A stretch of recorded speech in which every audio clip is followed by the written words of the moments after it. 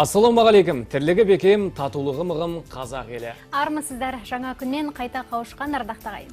Қызылорда телеарнасының тікелей эфирінде әдеттегідей жағымды жаңалықтар жарысына айналған ақпаратты танымдық жаңа күн бағдарламасы. Бүгін ақпан айының 14-ші жаңасы, апта күні сәрсенбі.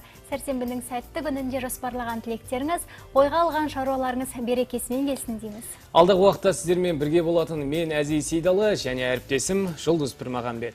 Біз бағдарламамыз әдеттегіде ақпан айының 14-ші жұлдызында орын алып, тарих қойнауында жатталып қалған елеулі оқиғалардан бастаймыз. Назарларыңызда күндері айдары.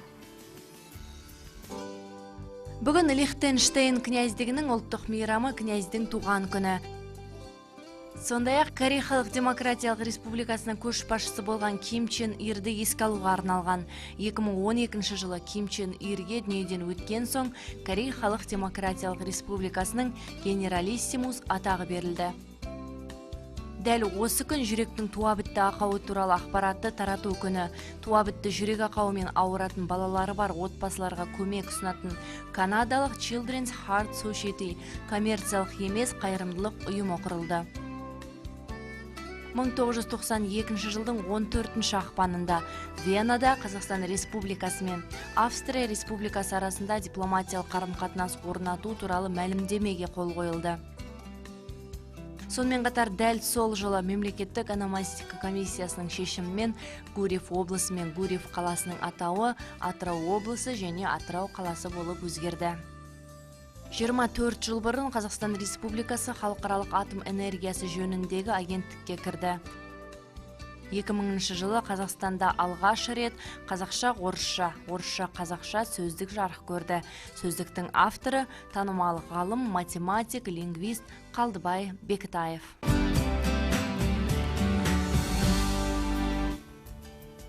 Сонымен қатар 14-ші ақпан халықаралық компьютершілердің күні. 1946 жылы алғашқы электронды ENIAC маркалы компьютер шығарылып, техника мен технологиялардың заманы басталды. Осылайша 14-ші ақпан компьютершілердің күні болып белгіленді.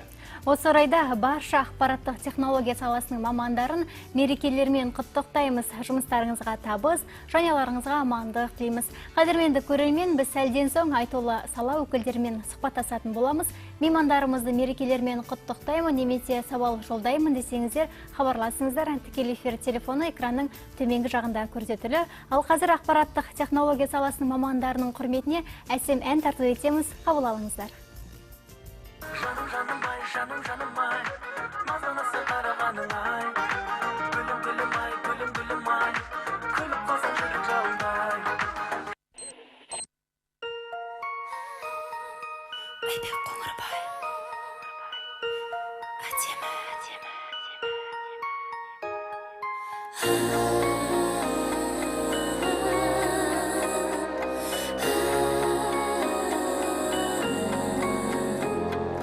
Жаным бар кескінің сәнің, сұлу мүсін тәнің, шырқап салған әнің, әдемі. Жаным деген сөзіңде, мөлдіреген көзіңде, сәл жымиған кезіңде, әдемі. Жалт-жұлт еткен жанарың, қаз кірпігің қабағың, кербезіндей даланың, әдемі. Шашыңды да түйгенің, үстіңе де кигенің, мұң бұралған билерің, әдемі.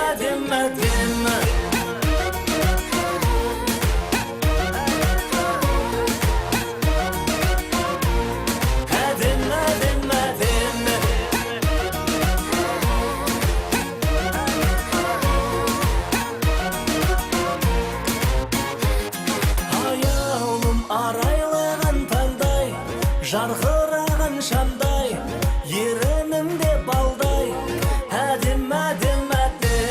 Көз тоймайтын қараса, тал бойына жараса, мінезіңде тамаша, әдемі. Сылаң қағып жүресің, өрілген қос бұрын, сүп-сүйкімді қылығың, әдемі. Елегіңде електің, ел жүреттің елі.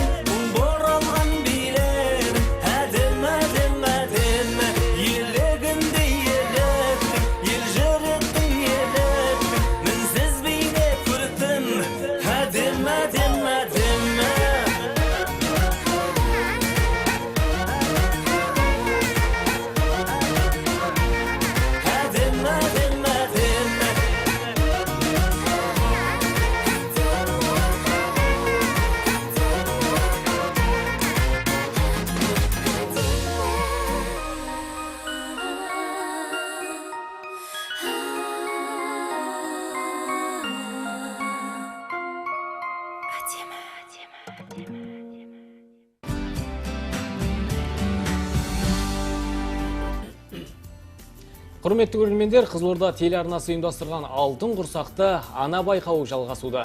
Байқау аясында телеарнамыздың ресми сайтына аймақ төңірегіндегі 30-ға жуық көп балалы аналар туралы мәлімет жарияланған болатын.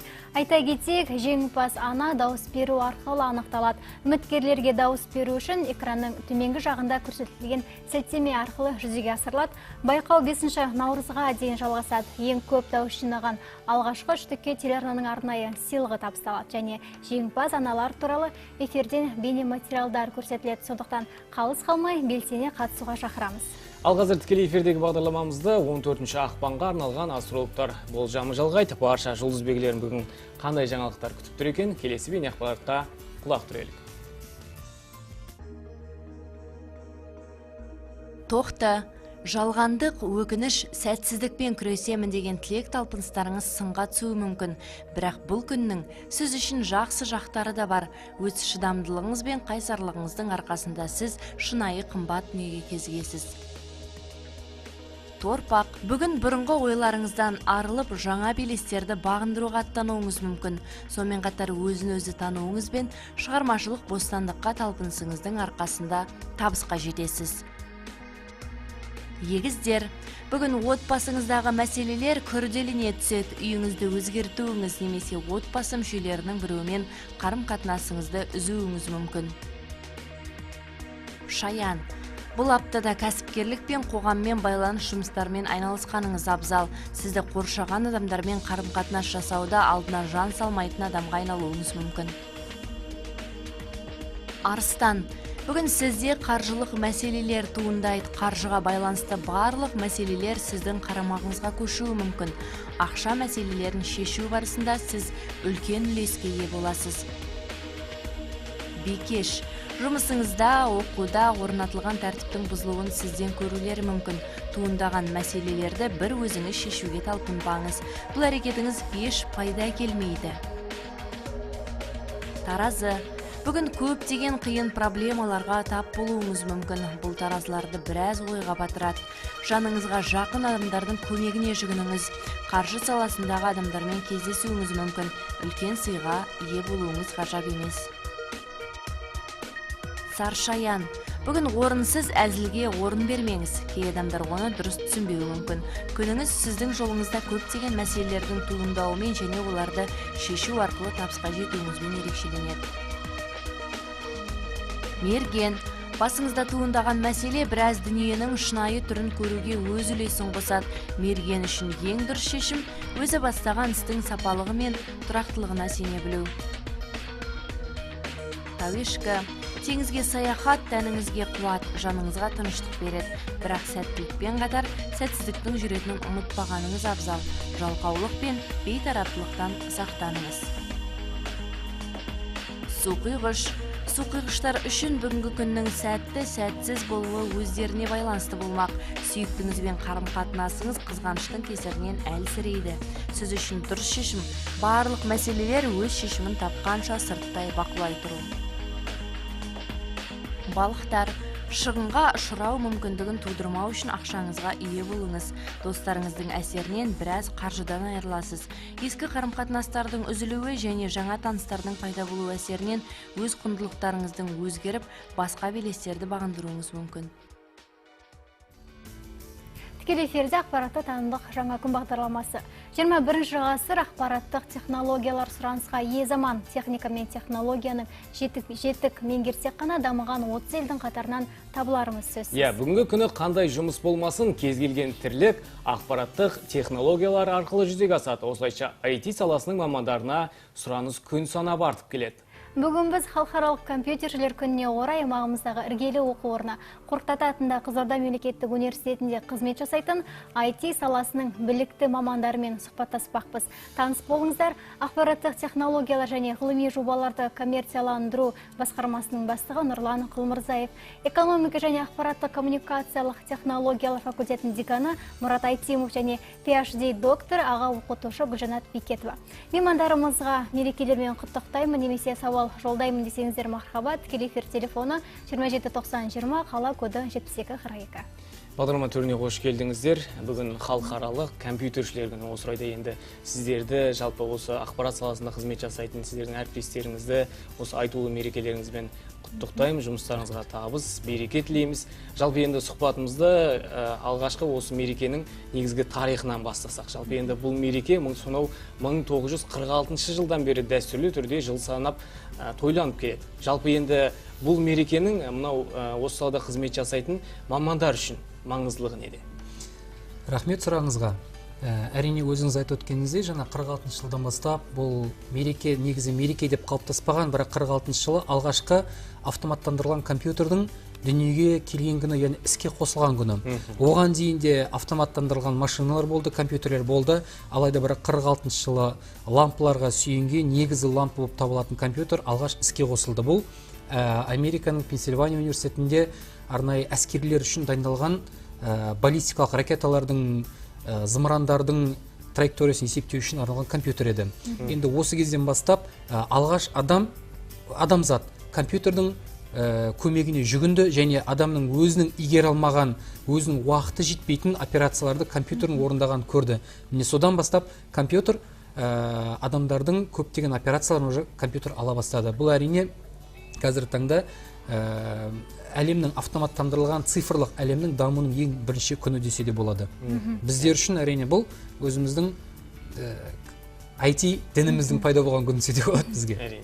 Енді жаңа технология дамыған заманда программалау жұмысының қарқыны қалай? Енді оның біздің аймағымызда бұл саланың өрісті динамикасы туралы ой білдірсеңіздер. Әрине біздің Қызылорда облысының регионы көптеген сыртта мүмкін айту мүмкін. Біз регион, бұл халық болған деп алайда олаймыз. Біздің қазіргі кезде университетіміздің, өзіміздің мұғалімдеріміздің ақпарат технология бойынша қазір әріптестерім өздері де айтады, халықаралық дәрежедегі проектілер бар, жобалар бар. Қазіргі таңда бір әріптесіміздің өзі шетелде жүр. Оның жасаған проекция Қырғызстан, Армения елдерінде проекция енгізіліп, кәдімгі бухгалтерлік жүйеде қолданылатын 1С жүйесін дәл соның сол түрін ойлап тапқан, соның барлығын программасын жазған. Қазір 146 миллион теңгеге жобаланған бұл проект қазір Армения мен Қырғызстанда енгізіліп жатыр. Бұл әрине біздің және де осы мамандарымыз қазіргі таңда Германияда мастер-класс өткізіп жатқандарымыз да бар. Енді бұл Қызылорда облысының деңгейі кем емес деп айта аламыз.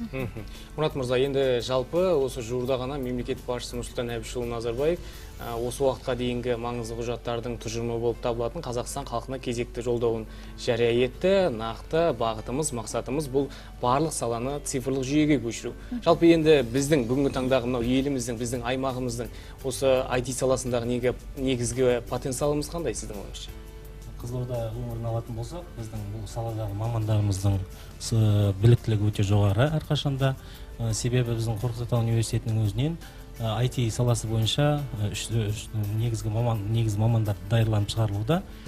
Жалпы сұраныс негізгі қай уақытта болады? Сұраныс ол осы IT саласының мүмкіндігін көрген уақытта, кәсіпорындар, жеке кәсіпорындар өзіне енгізетін уақытта сұраныс үнемі пайда болады.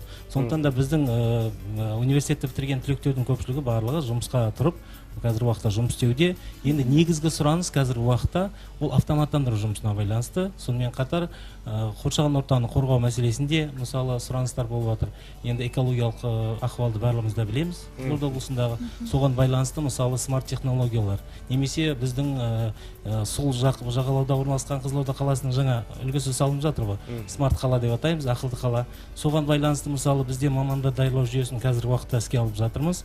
Себебі смарт қаланың негізгі инфрақұрылымы бұл ақылды зерделі құрылғыларға сүйенеді. Сол зерделі құрылғыларды білу үшін қажетті негізгі білімді біздің университетте алып алады. Жалпы енді өздеріңіз Қорқыт Ата атындағы Қызылорда мемлекеттік университетінде шәкірттеріңізге тәлім-тәрбие беріп келесіздер. Жалпы енді бүгінгі таңда осы ақпараттық технология саласында деген жастардың бүгінгі қызығушылығы қандай? Мынау біздің елімізде Cisco академиясы жұмыс жасайды. Жалпы енді бұл академияның бұл саланы дамытудағы негізгі ықпалы қандай болмақ? Атын жауап берейін. Негізгі Cisco академиясы ол өте халықаралық үлкен беделді ұйым болып табылады.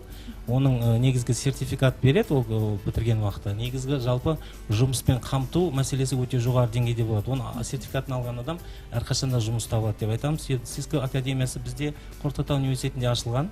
Ол қазір уақытта жұмыс істеуде. Бізде алғашқы түлектер шығарылған жоқ, бірақ қазір уақытта оқытылуда. Енді бұл жүйенің негізгі басым артықшылығы нақты практикалық желілік технологияларды игеріп шығады түскен талапкер.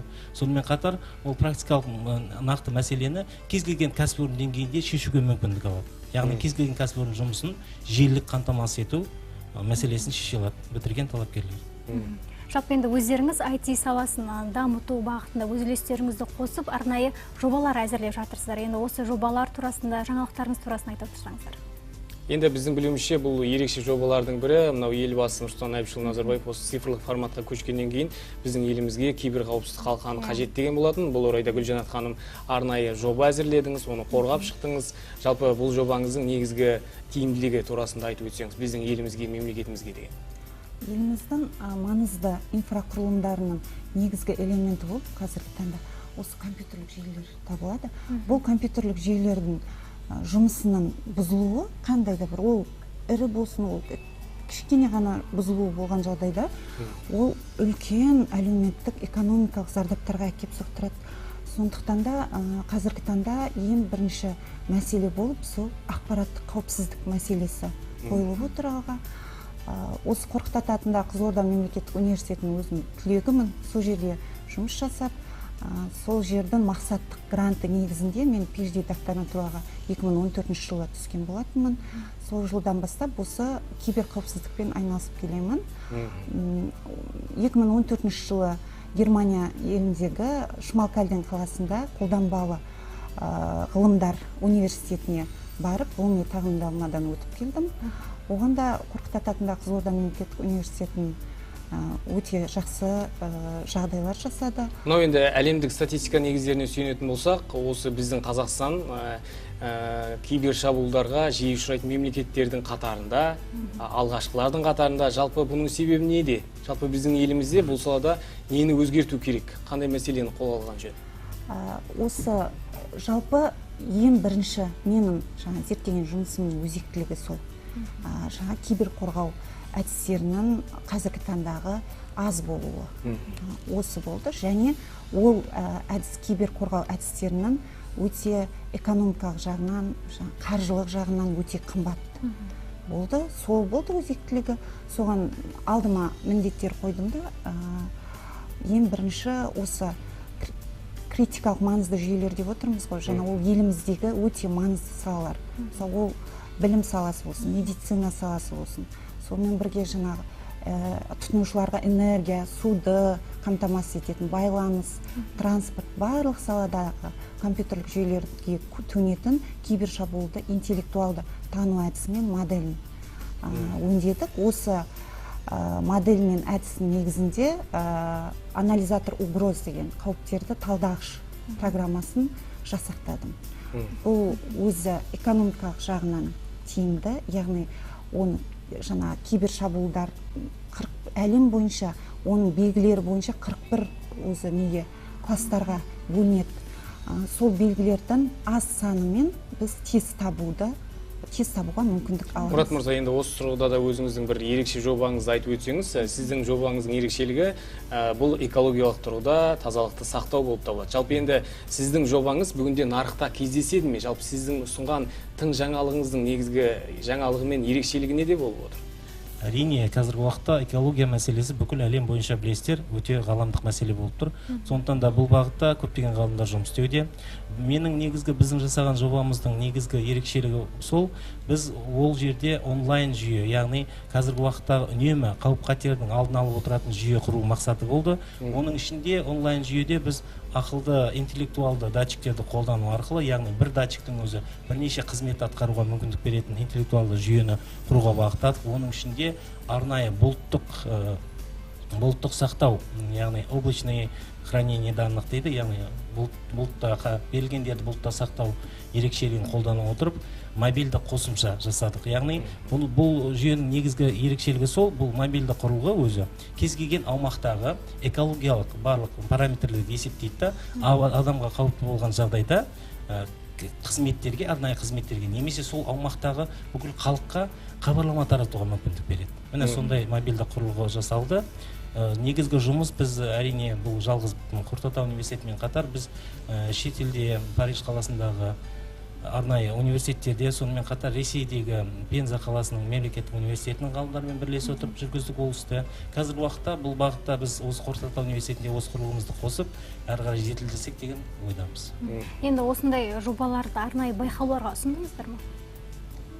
Әрине ол ұсынылды. Менің жобам мысалы негізгі мен өзім докторантурада бітірдім. Докторантурада оқыған жағдайда біз сол жоба негізінде бірлескен гранттық проектілер, жобалар ұсындық. Олар өтті, ұтылды. Кезінде ол жобаларды біз аяқтадық. Нұрлан мырза, енді жалпы мынау мемлекет басшысы жуырда ғана осы Америка Құрама Штаттарында өзінің іс-сапарымен болып, әріптестік аясында бірқатар жұмыстарымен танысып қайтқан болатын. Сонымен қатар мынау аймақ басшысы Қытай еліне барып, арнайы жобаларды келісім шартқа қол қойып қайтты. Яғни енді біздің өңірімізде, біздің қаламызда ақылды қала жобасы жүзеге асырылады. Жалпы енді мынау біздің еліміз, біздің аймағымыз ғылыммен дамыған, ғылымымен білімі дамыған елдерден осы саланы қарыштап дамыту үшін не үйрену қажет деп ойлайсыз? Сұрағың өте орынды. Бұл жерде біз дамыған елдерден үйренетініміз бізге ұсынып отырған технологияны пайдалана алу. Бізге қазіргі таңда технология барлығы тұр, тек біз оны пайдалана алмаймыз. Сол мынау көршілес елдерден, көршілес дамыған елдердің өздеріне қаншама жаңа Мұрат ағайдың айтып отқандай датчиктердің барлығы келіп тұр, бірақ алайда біздің халқымыз әлі сол технологияны пайдалануға біздің әзір неміз жетпей жатыр. Былайша айтқанда Нұрсұлтан Әбішұлы Назарбаевтың өзінің айтқанындай, ақпараттандыру дегенде әлі халық түсінбей жатыр, оны немен жейтінде түсінбей жатыр дейді. Сол сияқты халқымыз әлі түсінбей жатыр. Егер халық түсініп, әрі қарай осы ақпараттандыру саласында IoT құрылғылар дейміз, интернетпен байланысқан құрылғыларды қалай пайдалануды үйренген жағдайда халқымыз әрине бірден динамикалық серпіліс болады деп ойлаймын бұл жерде. Әрине. Жалпы енді ақпарат және компьютерлік технологиялар дамыған жаһандану заманында көптеген адамдар кейбір алаяқтардан сан соқпай қалып жатады. Жалпы бұл кейбір алаяқтардан сақтану қалай? Кейбір алаяқтық өте жақсы сұрақ бұл жағдайда. Бұл қазір өзімде кейбірде дәріс беру барысында тек қана студенттерге емес, мемлекеттік қызметкерлерде арасында дәріс береміз. Біз ол жерге мынау нәрсені айтамыз. Қазіргі таңда технология бізде жеткілікті, техника жеткілікті, қауіпсіздік екі жағдайда, ақпараттық қауіпсіздік екі жағдайда болады. Бірінші ол технологиялық жағдай, техникалық жағдай, екінші ол психологиялық жағдайда. Яғни біздің Қазақстандық барлық техникалық жағдайы, кез келген мекеменің техникалық жағдайы бәрі кибер қауіпсіздікке төтеп бере алатын, жаңа шабуылға төтеп бере алатын технология бар. Алайда біздің психологиялық қауіпсіздігіміз жоқ. Ол не деген? Біз кез келген уақытта компьютерімізге флешкаларды, әркімнің флешкасын сала береміз, кез келген сайттан ақпаратты көшіре береміз, кез келген танымайтын адамның хатты аламыз да файлдарды көшіре аламыз. Әрине бұның барлығы былайша айтқанда пайдаланушыларға арналған тұсақ. Сонымен вирусты кіргізіп алады. Кез келген мынау қазіргі таңда Азия елдерінде соңғы уақытта болған шабуылдар, банктерге жасалған шабуыл, ол технологиялық шабуыл емес, ол осындай адамдардың психологиялық жолмен жасалған шабуыл. Банктың қызметкерлеріне барлығына біреудің баласы болып, біреудің шешесі болып, біреудің жолдасы болып хат жолдаған адамдарға банктың қызметкерлері бәрі сол хатты алған, файлдың ішін көшірген, менің мама мынау суретімді қара деген сияқты бір файл тұрады, көшіріп қалады, вирус кіріп кетеді. Сөйтіп банктарға шабуыл болды. Яғни жаңа айтып отырген біз қазір ақпараттық қауіпсіздікте психологиялық жағдайымыз дұрыстауымыз керек. Сіздің де сұрағыңызға да бұл айналып келіп тұр. Біз қазір өзіміздің санамызды технологиялық осы ақпараттандыру саласын дұрыстауымыз керекпіз. Әрине, 1946 жылдан бері алғашқы жұмыс жасайтын компьютер ойлап табылғаннан кейін түрлі функциялары дамып, кибер қауіпсіздікте жиілей түсті. Енді осы тұста Гүлжанат ханым өзіңізден сұрап өтсем, жалпы Нұрлан мырза жаңағыны айтып өтті, түрлі флешкалар арқылы біз кибер шабуылдарға ұшырап жатамыз деп. Мәселен, біз бүгінгі таңда ұстайтын ұялы телефондарымыз арқылы әлем елдерінің мамандары біздің ұялы телефонымыздағы негізгі мағлұматтарды, байланыс телефондарын, біздің суреттерімізді де көре алады екен. Жалпы бүгінгі таңда осындай шабуылдарға біздің еліміздегі, біздің аймағымыздағы мамандардың тойтарыс беру қабілеті қандай деп ойлайсыз? Рахмет сұрағыңызға. Қазіргі өзіміздің ұстап жүрген ұялы телефонның өзі бізге жаңағы кибер шабуыл ретінде, соның құралы ретінде бола алады. Бұдан қазір біздің дайындығымыз өте артта қалған деп те айта алмаймын. Өте бір қатты озық дамып келе жатырмыз деп те айта алмаймын. Орташа деңгейде дамып келе жатырмыз. Яғни қазіргі таңда бізде жалпы енді өзіңіз мынау тұрғындарға сақтық шарасы ретінде қандай ұсыныс білдірер едіңіз? Тұрғындарға сақтық шарасы ретінде айтар едім, жаңағы Нұрлан мырза айтып кетті ғой бізге. Интернеттен неше түрлі хаттар келеді, мысалы. Оларды көшіреміз, ол арқылы келеді. Содан кейін жаңағы фирманың өзінің ішкі қызметкерлері біреуге бір нәрсені айтып қалуы мүмкін. Немесе жаңағы флешка арқылы біреу жаңағы зиянкес адам, жаман ойдағы адам, сол флешка арқылы, USB жаңағы CD дисктер арқылы бір вирустарды жазып, соны сол қызметкерлердің өзіне табыстауы мүмкін. Сондай шаралардан кішкене сақ болса. Сосын бізде 2016 жылдан бастап университетте ақпараттық қауіпсіздік жүйелері мамандығы оқытылып жатыр. Ақпараттық жүйелер мамандығы және есептеу техникасы және бағдарламалық қамтамасыз ету мамандығы оқытылып келе жатырған. Сол есептеу техникасы және ақпараттық жүйелер кафедрасында қазір ақпараттық қауіпсіздік жүйелері мамандығы студенттер дәріс алып келеді. Осы мамандықтың студенттерін оқытуда менің зерттеу жұмысым апробациядан өтіп, сол жерде оқу үдерісіне күнделікті дәріс оқу үдерісіне қосылып күнделікті дәріс берілуде. Рахмет, Мұрат мырза, енді жалпы өзіңіздің негізгі тақырыптарыңыздың бірі бұл әлем елдерінде, біздің аймағымызда да өте өзекті мәселе, бұл экология мәселесі.